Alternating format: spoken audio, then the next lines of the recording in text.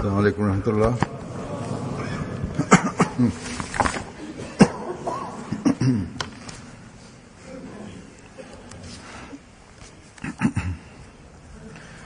أشهد أن لا إله إلا الله وحده لا شريك له وأشهد أن محمدا عبده ورسوله أما بعد فأعوذ بالله من الشيطان الرجيم بسم الله الرحمن الرحيم الحمد لله رب العالمين الرحمن الرحيم مالك يوم الدين إياك نعبد وإياك نستعين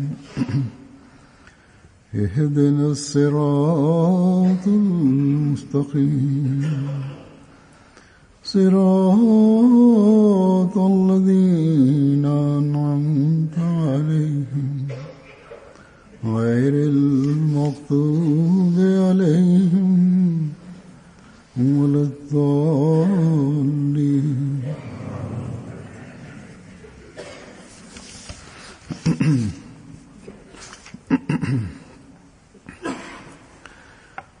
Hazrat Masih Maud aleyhisselam şöyle buyurur: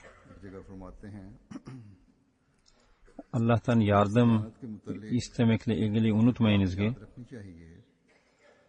gerçekten yardım etmeye hakkına sahip Allah-u Teala'dır.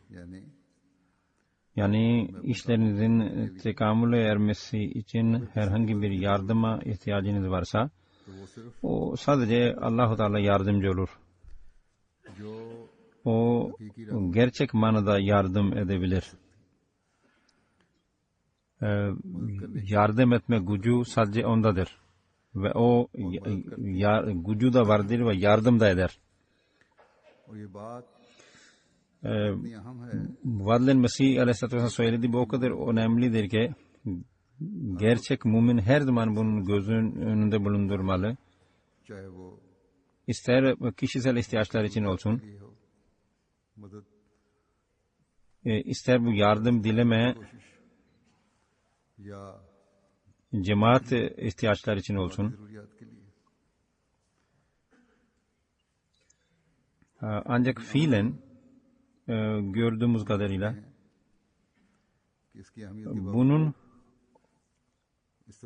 bunun önemine rağmen insanların gözünden bazen bu konu kaçar. Bazıları zahiren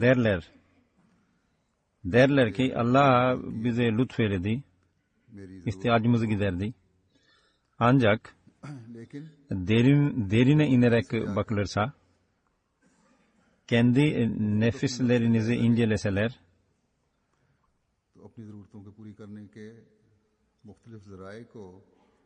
onlar ihtiyaçlarını karşılamak için seçtikleri yollarını inceleseler bazı yanlışlıklar olduğunu anlarlar. Hazreti Müslim Maud radıyallahu teala anhu bizi bu konu bazı örneklerle anlatır. Bazen insan zanneder ki bazı insanlar bana yardımcı olur veya kendi gücüyle, kendi birlik gücüyle kendi amacına ulaşır. İlk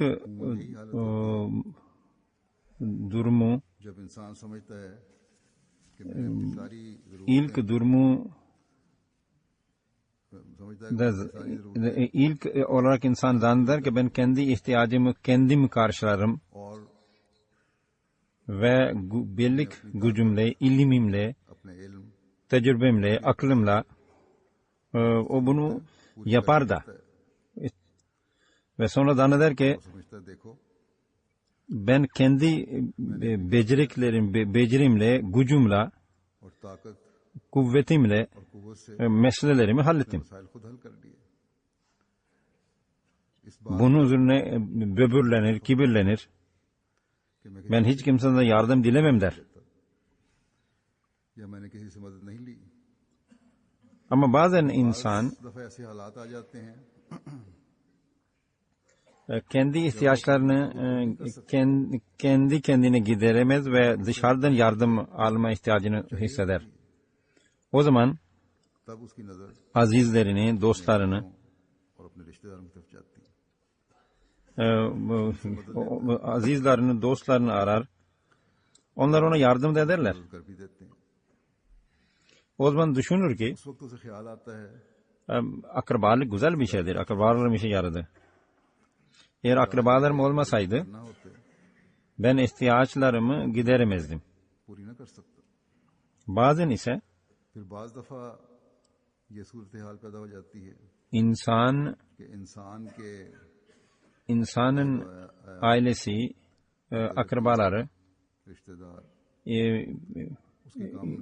onun işine yaramazlar. Onun ihtiyacını gideremezler. या नहीं करते, O zaman o तब वो नजर दौड़ाता है। sağa sola baktığında उसकी नजर arkadaşlarına, dostlarına göz atar. Onlardan bir şeyler ummaya çalışır. जो Ona göre onları ona yardım edebilirler. उनसे मदद लेता Onlar yardım ederler de. है, वो समझता है O zaman o yardım aldıktan sonra o ahbaplık, dostluk da iyi bir şeydir. Dostlarım çok iyidir der. फिर एक जमाना Daha sonra iyi bir zaman gelir. पास जाए तो वो भी अपनी Dostlara gittiğinde onları zorluklarından bahsederler, özür bildirirler. मजबूरियां हों Bu özürleri caiz veya bahane her ikisi olabilir. Ve işlerini yaramazlar. Yardımlarına gelmezler. बाज दफा Bazen ऐसी सूरत हाल भी होती है कि दोस्तों के पास में वो dostlar gerçekten yardım edemezler de. Onların gücünü aşar onun ihtiyaçlar. तो ऐसे वक्त Böyle durumda वो बाज निज़ामों की तरफ तवज्जो करता है इंसान, और वो सिलसिला böyle bir durumda o yabancılara, başkalara ondan yardım ummaya çalışır. Bazen cemaatten bir şeyler umar.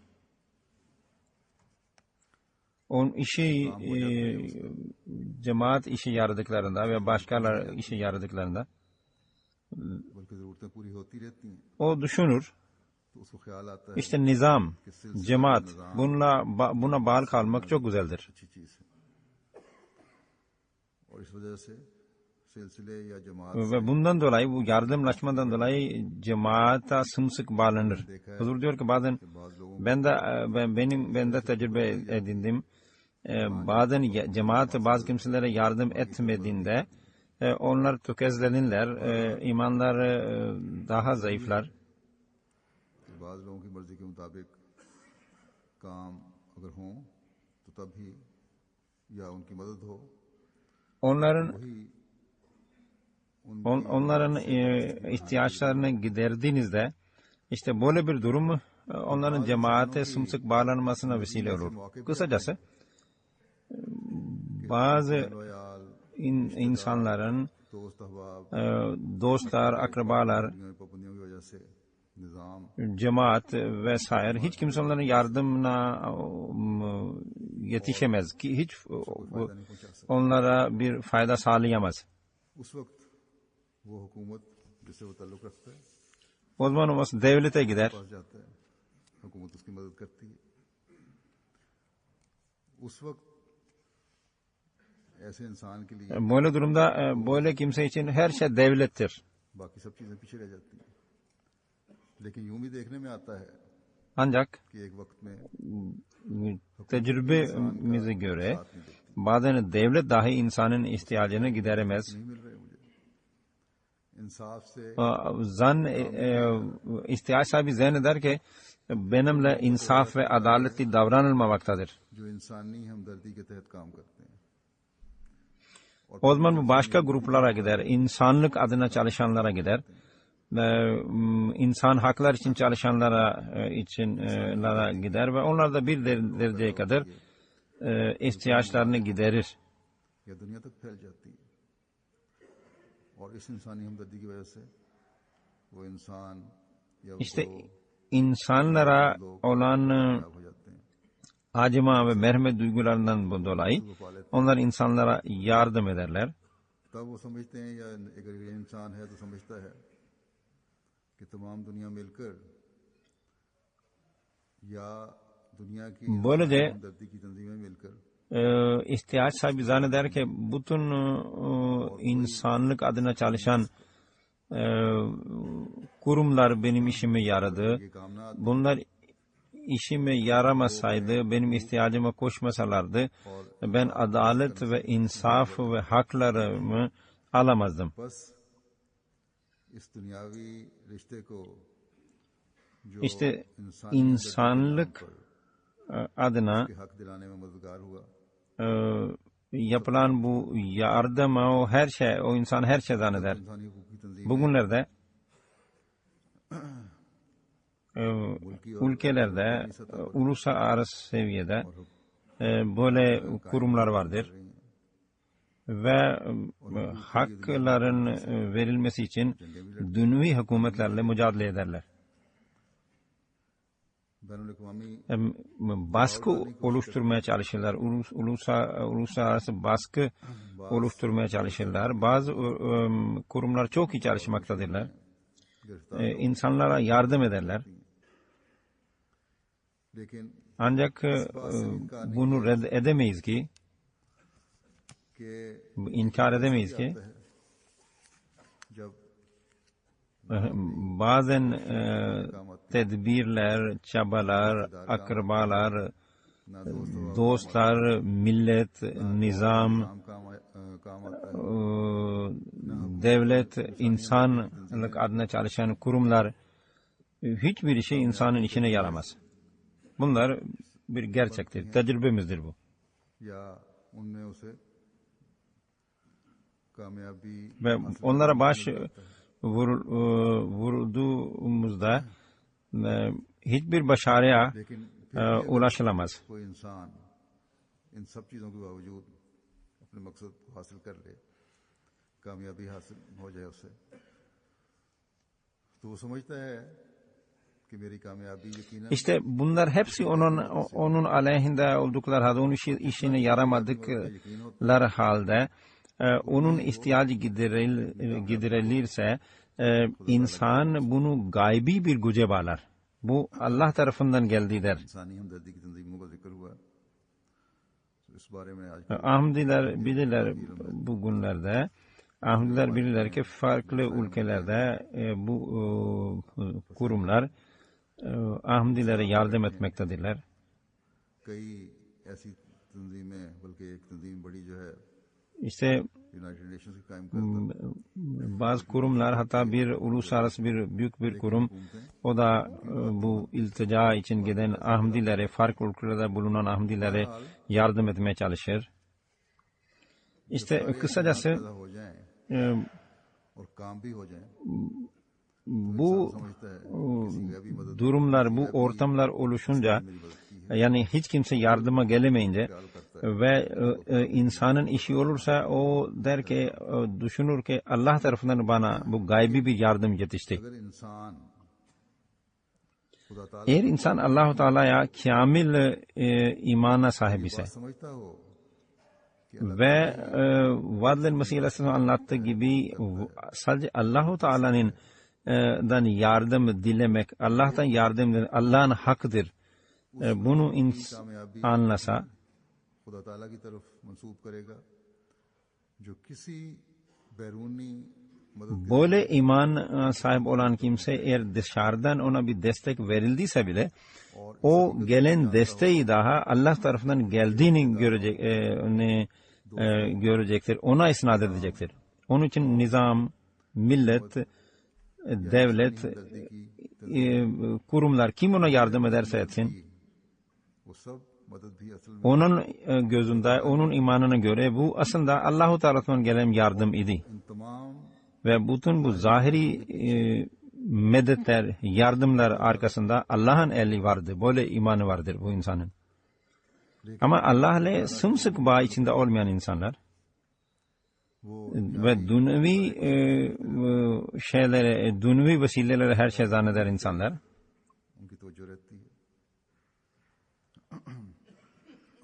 Ve Allah'a gözleri Allah'a gitmeyen insanlar, böyle insanlar yardım alamayınca bu tür vesilelerden yardım alamayınca Allah-u Teala'yı hatırlarlar. Çünkü şimdi Allah'a koşmaktan başka çareleri yoktu. Çünkü dünyevi bütün vesilelerini kullandı. Böyle bir durumda ey Allah sen yardım edersen ancak işim olur. Her güce sahip sensin. Her türlü övgü sana aittir. Bu delildir ki ve işarettir ki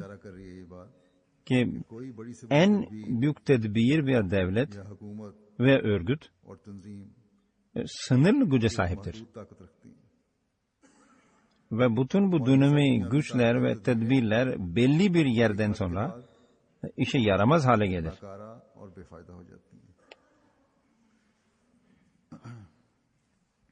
Demin dedim ki Allah ile gerçek ilişki olan,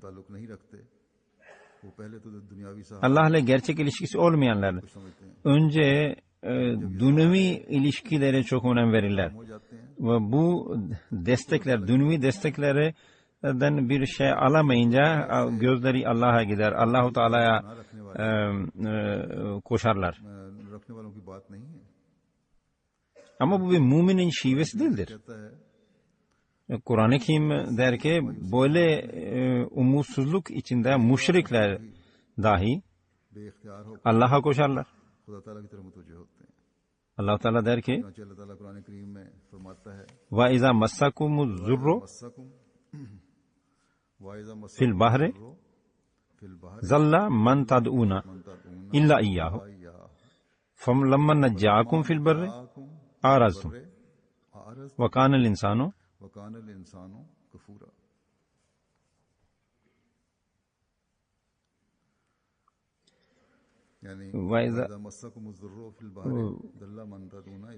size denizde bir yaramazlık veya bir eziyet geldiğinde herkes sizin yardım umduğunuz herkes sizi bırakıp gider. Ve Allah sizi kurtarıp karaya getirdiğinde siz ondan iraz edersiniz, kaçarsınız. İşte Allah-u Teala diyor ki müşrikler dahi Allah-u Teala'ya zor vaktinde Allah-u Teala'ya yalvarır ve daha sonra kurtulunca sorunlar halledilince Allah-u Teala'dan iraz ederler, kaçarlar. Onlar taptıkları hepsini unutup dua ederler ki zorluk vaktinde ey Allah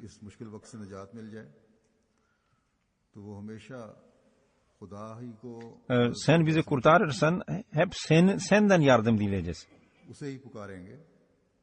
Ama tehlike gider gitmez dünyalık, kibir ve böbürlenme tekrar onlarda ortaya çıkar, meydana gelir. İşte insan ileri derecede nankördür. Ancak Allah'ın rahmeti o kadar geniştir ki bunu bildiği halde bunları karaya vardıklarında beni unutup gidecekler ve bunların bu tevazu, bu dua, bu ibadet, bu yalvarma geçicidir. Bunu bildiği halde yine de rahmet eder, yardım eder. इस्तरार onların ızdırabı vaktindeki dualarını kabul eder. फिर भी लोग कहते हैं कि खुदा ताला Bunlara rağmen insanlar derler ki Allah korusun, haşa Allah zalimdir derler.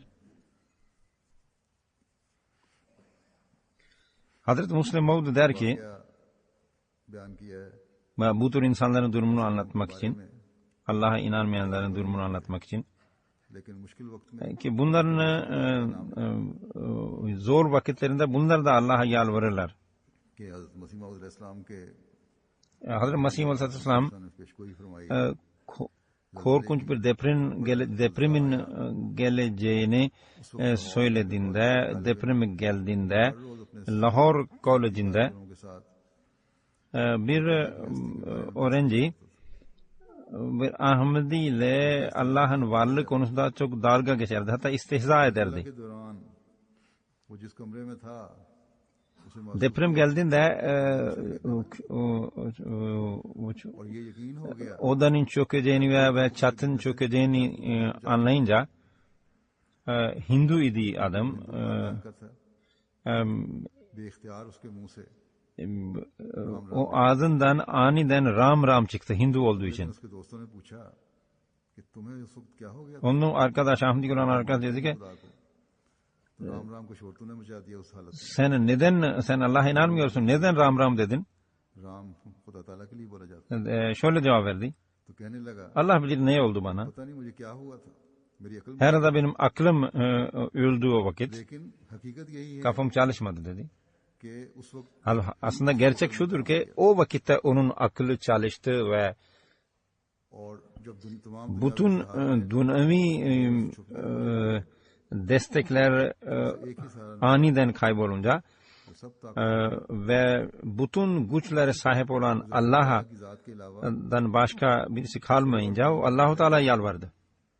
बस जब तक इंसान को दूसरे İşte insan नजर आते हैं başka उनसे काम बनता रहता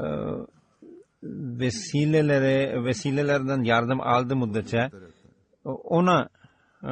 onlara bağlı kalır. असबाब नजर ना आए Ama onlar kaybolunca वो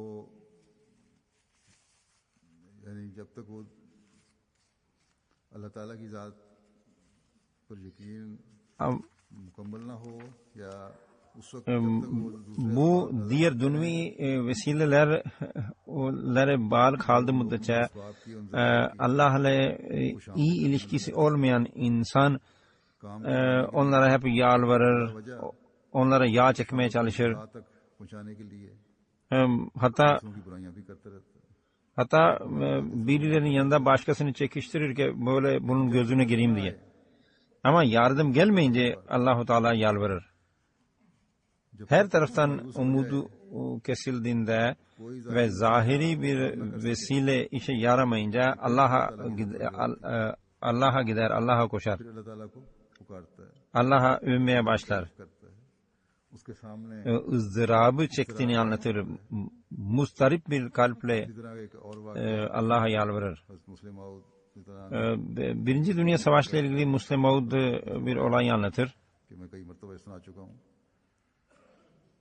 कि ऐसी हालत में जब दहरिया भी Anlatır ki bazı durumlarda ateistler dahi Allah'a iman ederler. कि पहली जंग अजीम में 1918 में जर्मनी ने 1918'de ताकत जमा कर Almanya muhaliflerine saldırdı. उस वक्त अंग्रेज फौजों पर İttifak güçlerine saldırdı. एक ऐसा वक्त आया Öyle vakit geldi ki bu 7 mil लंबी uzun bir खत्म हो गई savunma birliği tamamıyla bitti, yok oldu. O kadar büyük bir boşluk vardı ki कि German ki Alman güçleri rahatlıkla gelip oraya saldırabilirdi ve oradan rahatlıkla öbür tarafa ittifak güçlerinin tarafına geçebilirdi. Onların bölgeleri ele geçebilirdi. O zaman उस वक्त मुहाज bir general, orada bulunan general bir kumandanı çağırdı. Dedi ki bende ordu yok. Bu kadar büyük boşluk var. 7 millik boşluk var. इस टूटी हुई bu boşluğu doldurmak benim elimde değildir. ये ऐसा वक्त था कि वो समझते थे Böyle bir vakitte o düşünüyorlardı ki bugün biz yok olup gideceğiz. निशान मिट जाएगा। Böyle bir ऐसे vakitte वक्त में जब कमांडर की तार पहुंची वहां bu इंतहाई बेबसी की हालत kumandan के बस वक्त İngiltere Başbakanına telgraf gönderdiğinde commander की तार पहुंची तो उस वक्त वजीर आजम başbakan toplantı halindeydi. मीटिंग में बैठा था। Önemli bir konuyu görüşüyorlardı. O bu उस वक्त haberi alınca hiçbir şey yapamazdı. वजीर आजम कर ही क्या सकता था। Fazla ordu yoktu. Fazla ordu gücü yoktu. Olsaydı bile oraya ordunun yollanması mümkün değildi. कि यूरोप का मजहब के शक Hazreti Müslim Maud radıyallahu anh der ki Avrupa'nın dini ister istemez छानबीन की जाए। Hristiyanlıktır. Onları bu içinden bomboştur bu Hristiyanlık inanışları bile. लोगों की Onlar neredeyse ateistler. और इस जमाने में Hazır diyor ki şimdi fiilen işte %80 aslında ateist olduğunu ilan ediyor artık. Kısacası o zaman उस वक्त वो o इसकी निगाह अमूमन o zaman bu dünyaya düşkün Avrupa, अपने वसाइल पर उनको बड़ा kendini çok bir kibirli olan Avrupa और ऐसा तबका जो हुकूमत कर ve रहा है özellikle उसे तो वैसे भी ताकत और iktidarda olan insan o çok güçlü, çok kibirli olur.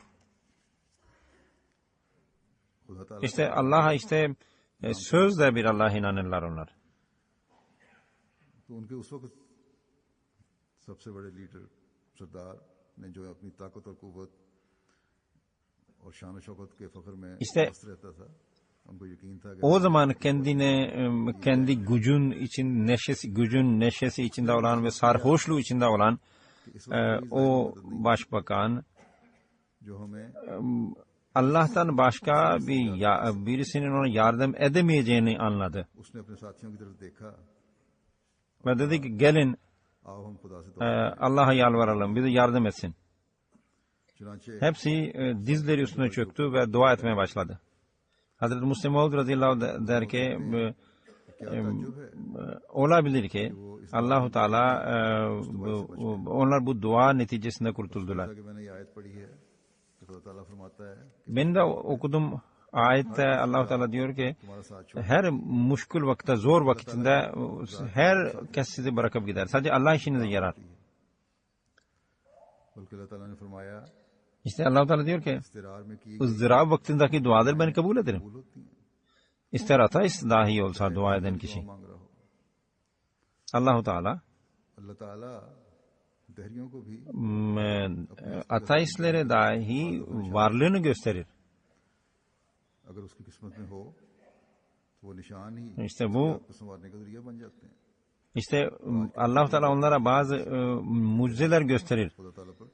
ve onlar bu ateist olanlar Allah'a bu şekilde tanımış olurlar, iman etmiş olurlar. हाँ अगर कोई किसी नबी Eğer birisi tabii ki eğer birisi bir peygamber ve onun cemaatine meydan okuyorsa o ne kadar ızdırap halinde dua etse dahi Allah onun dualarını kabul etmez. Çünkü bu öyle bir dua Allah'ın kanununa aykırıdır ki Allah ki ben ve benim peygamberlerim mutlaka galip gelecektir. बहरहाल जर्मनी और इंग्लिस्तान की लड़ाई में İşte Almanya veya ittifak güçlerinin savaşında her taraf Allah gözünde ikisiydi. और ऐसे सामान पैदा हुए कि जर्मन फौज Ama खबर ना हो सकी Allah-u Teala ittifak güçlerine yardım etti. Almanya orduları hiç o boşluğun farkına varamadı. इस वजह से उन्होंने Ve onlar bu durumdan faydalanamadılar.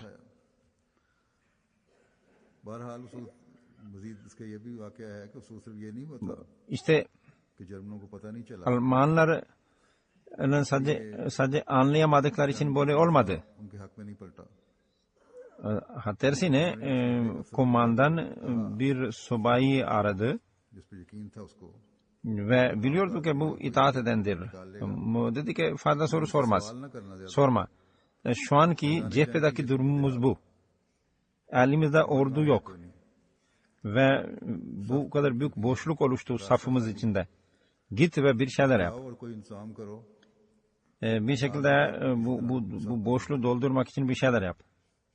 वो अफसर इस बजाय इसके İşte o subayı onu sorguya çekeceği yerde bu nasıl olabilir, bu mümkün değildir diyeceği yerde, कि सफ जोड़ी जा सके bu imkansızdır diyeceği yerde अपनी गाड़ी में बैठा सीधा उस जगह गया जहां o orduda hizmet eden ama फौज की जरूरियात पूरी करने के लिए काम कर रहे orduda hizmet eden ama olmayan जमा किया insanlara gitti और कहने लगा ve dedi ki siz ülkeye hizmet etmeyi çok seviyorsunuz ve ordu savaşırken görünce hep diyordunuz ki keşke biz de hizmet edebilsek, होती थी कि हम भी biz de oraya gidip savaşabilsek. काम आ सकें।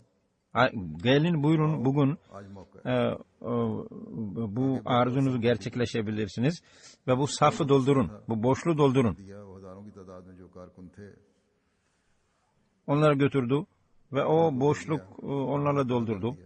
और बहरहाल Ve böylece 24 saat geçti. घंटे गुजर गए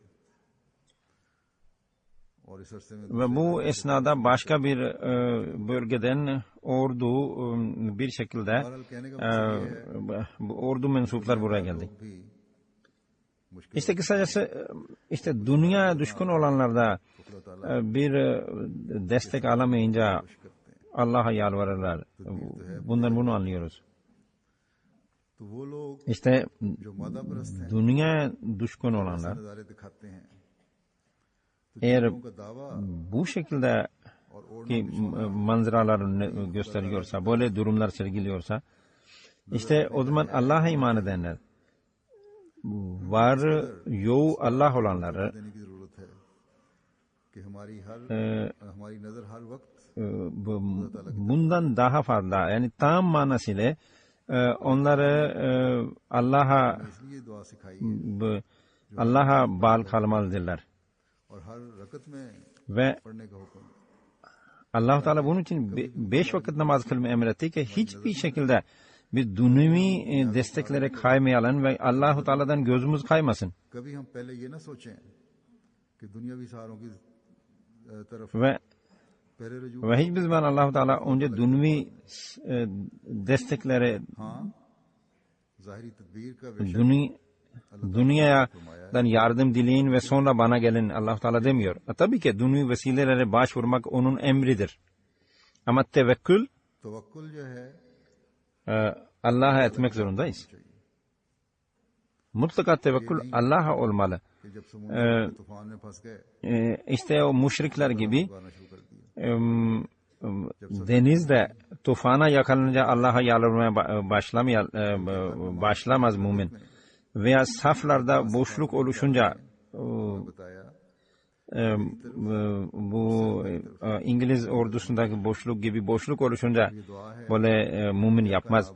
Allah Teala bize İyyâke na'budu ve İyyâke nestaîn dua öğretmiştir. लंबी हदीस है इसमें भी यहाँ हजरत Peygamber ने फरमाया Peygamber Efendimiz sallallahu aleyhi ve sellem buyurur ki बंदा कहता है kul इय्या का नाम İyyâke na'budu ve İyyâke nestaîn deyince Allah der ki कि ये आयत bu ayet benim ve benim kulumun arasında ortaktır. Benim kulum benden ne dilerse ben ona vereceğim. मैं उसे दूंगा बस Bu Müslümanların ne kadar bahtiyarlıktır ki Allah-u Teala ताला duaların kabulüne garanti veriyor. लेकिन ये मुस्तकिल जमानत Ancak उस वक्त बनती है insan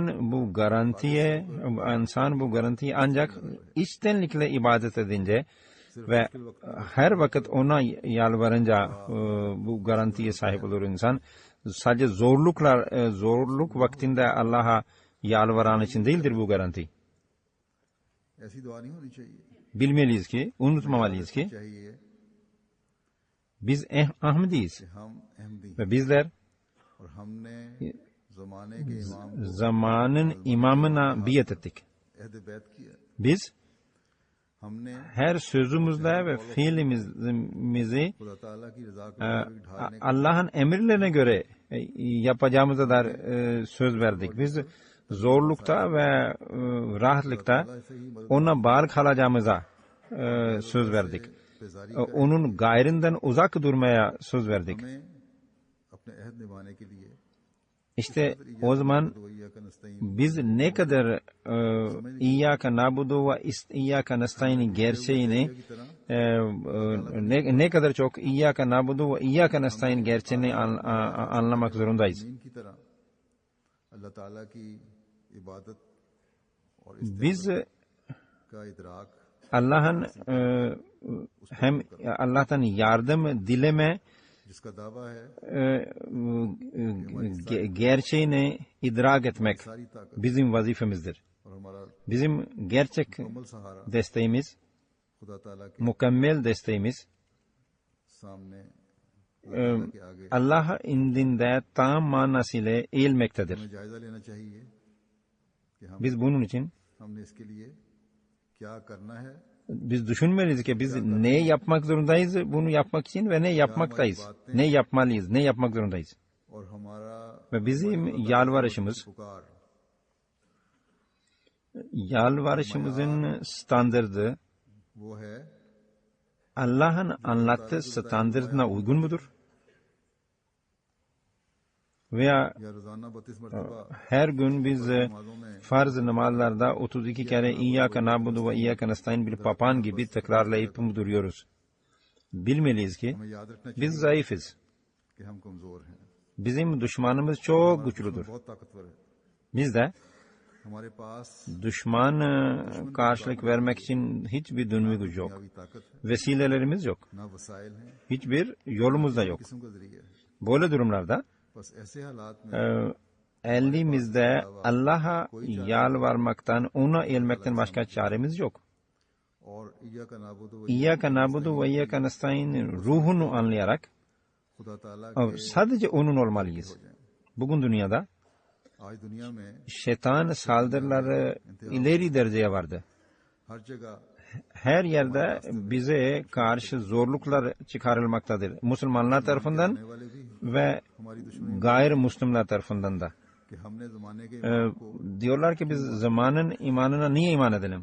और गैर भी हसद में बढ़ रहे हैं कि जमात दुनिया की तवज्जो Diğer ülkelerde cemaat dünyanın dikkatini kendine çekiyor. Bu haset, bu kin onlara muhalefete ilerletmektedir. Geçenlerde Almanya'da bunun bir hafif bir यकीनन ये हसद manzarasını gördük. Ama bu muhalefetler inşallah kendi ateşi içinde yanıp yok olacaklardır. हमें अपने फराइज Ama biz kendi vazifelerimizi yerine getirmeyi unutmamalıyız. और उसकी मदद की Ona ibadet etmek, ona yalvarmak, मदद के तलब ondan yardım dilemekten hiçbir zaman gafil olmamalıyız. Çünkü bunsuz क्योंकि इसके बगैर biz düşmana karşı koymaya hiç gücümüz yok. O düşman gücü o kadar büyüktür ki hiçbir dünyevi güç ona karşı gelemez. Bilmeliyiz ki रखना चाहिए कि जिस वक्त Allah birisinin yardımına karar verdiğinde o mutlaka başarıya ulaşır. कोई दुनियावी ताकत Ve hiçbir dünyevi muhalefet onun ilerleyişini durduramaz. मदद बहुत वसी है Allah'ın yardımı çok geniştir ve onun güçlerinin sonu yoktur. महदूद है Onun zatı ve sıfatı gayr mahduttur, sınırsızdır. के आगे İşte अपना हर अहमदी काम है her Ahmedi'nin vazifesi ona yalvarmak ve ondan yardım dilemektir. ये काम सिर्फ Bu sadece Pakistan Ahmedilerin vazifesi değildir. Ki onlar zorluklar içindedirler. या बाज मुसलमान Ve bazı Müslüman ülkelerde yaşayanların işi değildir bu. बल्कि दुनिया के İşte her ülke ve her bölgede yaşayan Ahmedi'nin vazifesidir ki o kamil itaat içinde Allah'a yalvarmalı. मदद के तालिब हों जमात cemaat güçlü bir şekilde birbirine bağlıdır. İşte cemaatin özelliği de budur. जमात की खसूसियत है Bunsuz cemaat olarak kalamaz. Herkes हर एक को birbiri için dua etmeli ये दुआएं करने की जरूरत है ki Allah'ın desteği हर वक्त her an, her yerde, her ahmdi için gelsin. शामिल हाल हो Böyle bir durumumuz olunca ये हालत होगी तो खुदा ताला की onun desteğinin hayret verici manzaralarını göreceğiz. Validem Aleyhisselam şöyle der. एक जगह Biliniz ki कि याद Allah ganidir. खुदा ताला बड़ा बेनियाज है Bol bol dua edilmedikçe दुआ नहीं की जाती o hiç onun umurunda bile değiliz. बस कसरत और बार बार İşte bol bol ve sık sık edilen dua bizim başarımızın sırrıdır.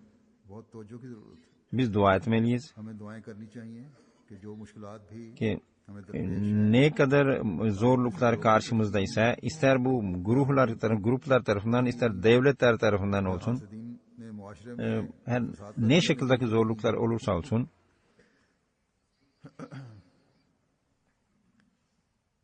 इसके लिए ister medya bunun için kullanılsın है या कोई और जरिया इस्तेमाल किया गया है या जो लोग इस काम में मसरूफ हैं veya cemaatin şerefini leke sürmek isteyenler सबके खिलाफ bunlar herkesin karşısında Allah bize yardım etsin. और हम किसी Biz bunlardan hiç yardım ummayız रखते भी नहीं ve ना रख सकते हैं ve ये दुआ करनी चाहिए ummak da bize düşmez. उस अल्लाह ताला की Nusrat Dua edelim ki eğer bizim günahlarımız Allah'ın desteğini gerilediyse और अपनी Allah bizim günahlarımızı affetsin नाराजगी की हालत से हमें निकाल कर ve bize öfkelenmesin ve üzerine her an rahmet ve lütuf inenlerden bize sayesin, bizi de kılsın. का नस्तईन का Ve फहमो इदराक हासिल Allah'ın हज़रत Mesih Aleyhisselam buyurur ki फरमाते हैं कि देखो Allah अल्लाह ताला ने İyyâke nâbudu öğretmiştir. की तालीम दी है Olabilirdi ki कि इंसान अपनी कुव्वत पर भरोसा कर लेता insan Allah'tan uzak düşebilir. İnsan sadece kendi gücünü yeterli görüp ये इबादत जो मैं Allah'tan uzaklaşabilirdi. Bunun için hemen İyyâke nestaîn dedi. बल्कि अल्लाह ताला की इस्तियानत जब तक ना हो Biliniz ki Allah'ın desteği olmadığı müddetçe hiçbir şey olamaz. कुछ भी नहीं हो सकता İşte bu önemli gerçeği unutmamalıyız. वक्त सामने रखना चाहिए Allah bize अल्लाह ताला bu önemli konu her zaman हर वक्त अपने सामने aklımızda tutmayı ve buna göre hareket etmeyi bize nasip eylesin. Amin. Ben tekrar dua için rica ediyorum. याद दहानी करवाता हूँ Dünya hızlı bir şekilde değişmektedir. अल्लाह ताला Allah bu değişen durumlar cemaatin lehine çevirsin. Cemaat ilerlemesine engel olmasınlar. और हम अल्लाह ताला की इबादत करने वाले और उसकी Ve biz de Allah'ın yardımını dinleyen ve onun yardım ve desteğinden faydalanan ve feyzlenenlerden olalım. Amin.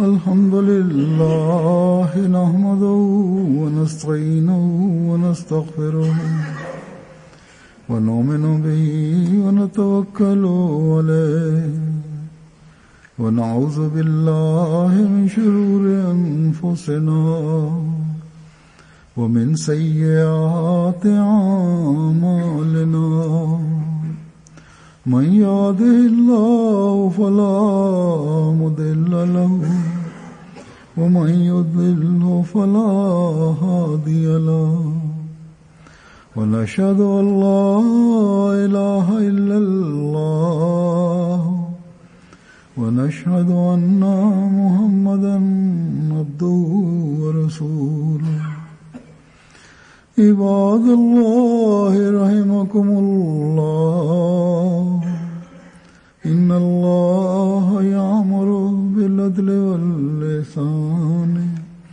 وإيتاء ذي القربى وينهى عن الفحشاء